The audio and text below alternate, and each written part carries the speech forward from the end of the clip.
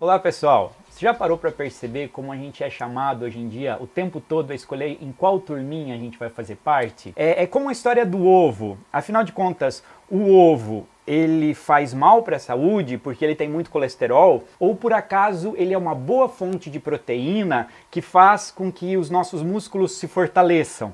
Alguns anos atrás, a gente era obrigado a escolher se a gente era partidário ou contrário ao consumo de ovos. Mas hoje em dia isso parece que está mais comum. Pelo menos quando a gente vê a Graciane Barbosa comer 30 ovos por dia e tirar fotos onde ela parece um centauro.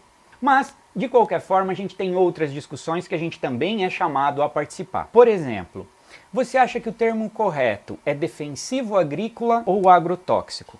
Para quem mora na fronteira agrícola, como nós aqui que moramos em Sinop, a gente conversa com pessoas que trabalham nas fazendas e elas defendem, elas mostram para a gente como é importante para conseguir produzir numa terra muitas vezes bastante arenosa, para conseguir produzir soja, para poder produzir milho, arroz, elas precisam controlar o clima e a brecha, a janela agrícola para conseguir fazer com que a produção aconteça é tão pequena que elas precisam, às vezes, secar os produtos, elas precisam matar as pragas rapidamente e sem produtos para controlar essas variáveis não haveria agricultura. Por outro lado, quando as pessoas de São Paulo, meus amigos de São Paulo, veem notícias sobre agrotóxicos, elas ficam alarmadas, porque elas têm preocupação com a própria saúde. E elas têm preocupações reais sobre como que o interesse econômico das empresas pode se tornar maior do que a segurança das pessoas. E não é uma discussão alienada, porque afinal de contas existem pesquisas, como a que aconteceu em Lucas do Rio Verde, que mostra que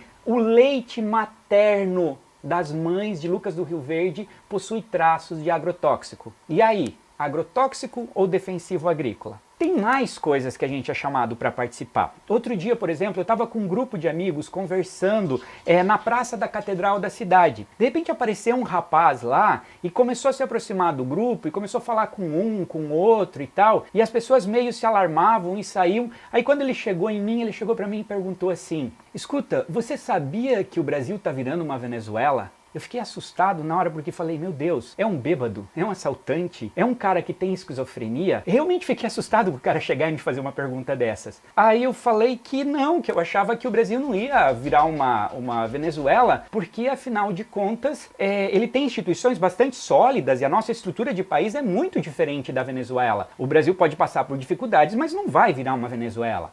Então ele começou a argumentar sobre áudios que ele recebia no WhatsApp, que mostravam para ele como que o Brasil estava virando uma Venezuela. Aí eu falei, meu amigo, cuidado com isso. Esses áudios podem não ser tanto verdade, você precisa buscar outras fontes de conhecimento. Ele começou a me olhar alarmado e disse que eu ainda ouvia falar dele. Nós saímos conversando sobre isso. De repente ele entra numa caminhonete caríssima e vai embora. Ao mesmo tempo que eu vejo pessoas como essas acreditando que o Brasil está virando uma Venezuela, que a gente vê na rua esse tipo de coisa, a gente também vê uma série de especialistas falando do nível de indignação das pessoas na sociedade. Há tanta revolta contra a corrupção, a gente recebe tanta notícia sobre político ser tão ladrão, que a gente acredita mais em político.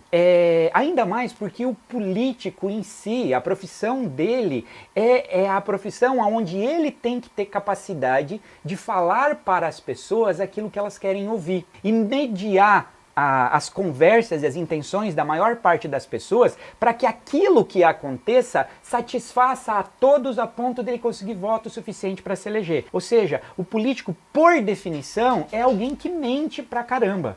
E assim, indignado desse jeito, a gente fica revoltado. Mas tem especialistas que falam que essa revolta, esse movimento todo é uma onda que chega a ficar próximo do que foram os regimes fascistas. Porque afinal de contas, quando a pessoa está tão revoltada que começa a achar que quem não pensa como ela é um inimigo, que merece ser punido, que merece ser morto, que merece ser preso, a coisa não vai num bom caminho. E nenhum movimento fascista que aconteceu no mundo, nenhum regime fascista acabou bem, acabou muito, muito mal. E existem pessoas que se preocupam com isso, existem especialistas. E aí a gente é convidado a decidir que grupo a gente vai fazer parte. A gente vai fazer parte do grupo que acredita que o Brasil está virando uma Venezuela e que ouve áudios no WhatsApp, ou a gente vai fazer parte de um outro grupo que acha que essas pessoas elas estão completamente alucinadas. Eu acho que a gente tem que ir para além da escolha desses grupos. Eu entendo, não é nem que eu acho, eu realmente acredito que a gente precisa encontrar mais explicações sobre isso. Nós precisamos entender o que de fato está acontecendo com a nossa economia, com a nossa política,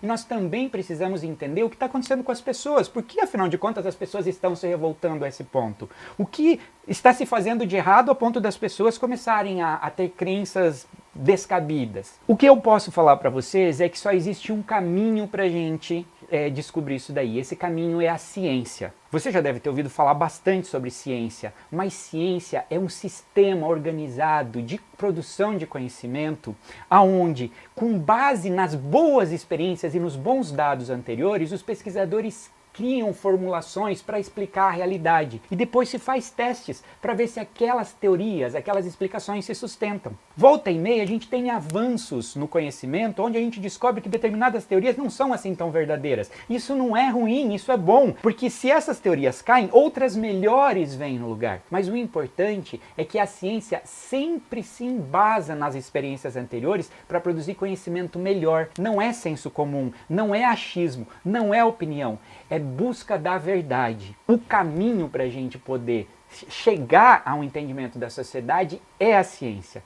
E é por isso que a gente está desenvolvendo um projeto novo na Unemat, um projeto de divulgação científica que leva pesquisadores para discutir com as pessoas na sociedade sobre os problemas da sociedade e sobre o que está sendo produzido em ciência. Esse programa vai se chamar Consciência e a gente gostaria muito que você viesse a acompanhar a gente tanto pela televisão como pelas redes sociais. Você pode até não assistir, mas depois não fica reclamando se você não tiver assunto para conversar no grupo de WhatsApp.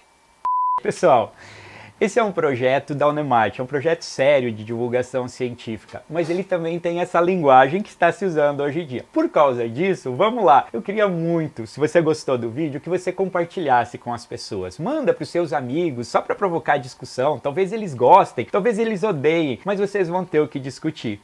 E se você gostou mesmo, então ajuda a gente, dá um likezinho ali no nosso vídeo, curta a nossa página do Facebook, curta nosso vídeo no YouTube, nosso canal no YouTube, e nos acompanhe, a gente sempre vai trazer novidades. Abraço! Importante, tem mais uma coisa, meu momento Pedro Bial. Todos nós somos iguais, mas se hoje nós aprendermos algo novo, então nós somos melhores do que nós mesmos éramos ontem.